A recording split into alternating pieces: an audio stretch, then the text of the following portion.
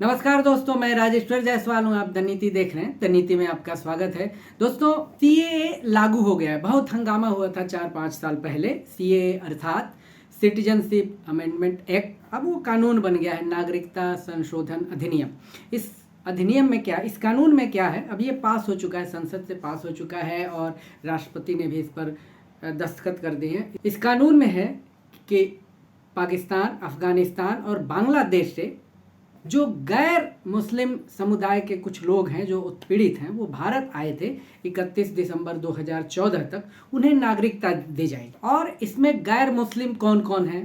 पहले तो हिंदू हैं, उसके बाद सिख हैं, पारसी हैं, ईसाई हैं, बौद्ध हैं और जैन हैं। 6 धर्मों के लोग हैं इसमें, जो इन तीनों देशों से आए थे, या ऐसा कहा जा रहा है या माना जाता है या हैं भी, जो उत्पीड़ित थे वहाँ पे, वो आ चुके हैं 31 दिसंबर 2014 तक। उन्हें यहाँ की यानी भारत की नागरिकता दी जाएगी। लेकिन इसने राजनीति कहें या कुछ परिस्थितियाँ कहें या जो केंद्र में सरकार है या जो विपक्ष है, इन लोगों ने जैसा माहौल बनाया है, इससे कुछ लोगों में भय भी व्याप्त है। सबसे ज़्यादा भय विपक्ष में व्याप्त है, क्योंकि उन्हें जिस तरह का काम पहले करना चाहिए था उन्होंने नहीं किया है। चाहे वो लोगों को समझाने का हो या यह सब जटिलताएं हैं उसको बताने का काम नहीं किया है।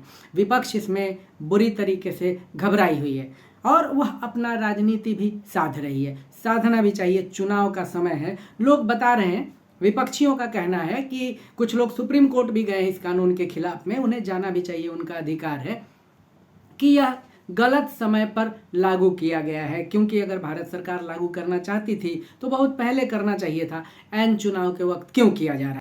दोस्तों, इसमें नागरिकता देने की बात तो है, लेकिन नागरिकता किसी की भी छीनने की बात नहीं कही जा रही। यही जो 6 धर्म के लोग हैं उनको नागरिकता देने की बात है, जो इन 3 देशों से आए हैं। लेकिन दिक्कत किसी किसी पार्टी को भी हो गई है। जैसे मैं बता रहा हूँ आपको एक बात कि बिहार के मुख्यमंत्री नीतीश कुमार ने, उनकी पार्टी जदयू ने, जब यह पहली बार पेश हुआ था तो उन्होंने इसका समर्थन किया था कि हम इसको राज्य में लागू नहीं करेंगे, लेकिन उन्होंने केंद्र में इसका समर्थन किया था।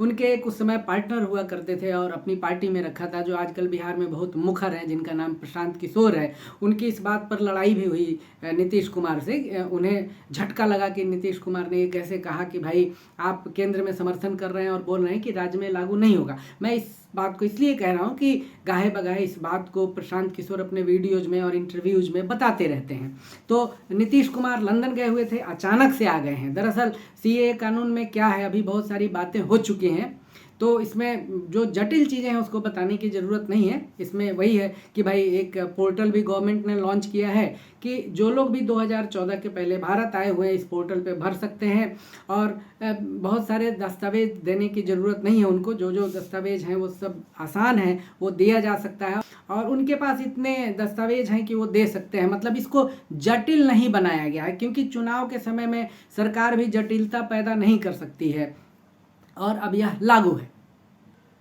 दरअसल मित्रों, मेरा ये कहना था कि जो विपक्षी पार्टियां हैं उन्हें बहुत पहले से ये लगता आ रहा था कि भाजपा और संघ जो है उसमें कानून की, उनके लोगों को कानून की इतनी समझ नहीं है या ना समझ है, वो इन जटिल मुद्दों से पार नहीं पा सकते। लेकिन उन लोगों ने जटिलता को बहुत ही आसान कर दिया है। अपने वोटर क्लास को, जो उनका वोटर वर्ग है, उन्हें समझाया है कि यह कैसे ज़रूरी है, कैसे लोग इसमें आएंगे। और विपक्ष ये आरोप लगा रहा है, लेकिन वोटों का हिसाब किताब करने में भाजपा अव्वल है।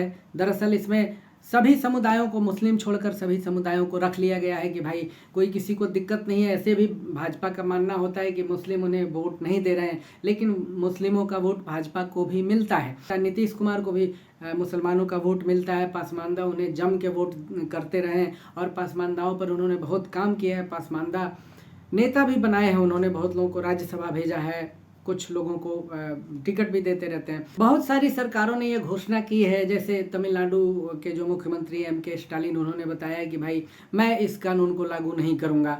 ममता बनर्जी ने भी इस पर कुछ सवाल उठाए हैं। कांग्रेस के एक मशहूर नेता शशि थरूर हैं, उन्होंने कहा है कि अगर हमारी सरकार वापस आएगी तो हम इस कानून को वापस ले लेंगे।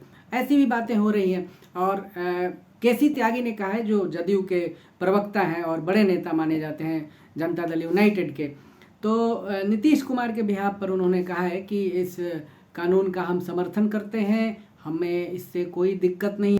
उन्होंने कहा कि इसमें किसी की नागरिकता छीनी नहीं जा रही है बल्कि नागरिकता दी जा रही है। बिल्कुल सीधी और सरल बात है कि चुनाव का समय है और बिल्कुल ऐन वक्त पर सरकार ने इस कानून को बनवाया है, क्योंकि लोगों के जेहन में रहेगा।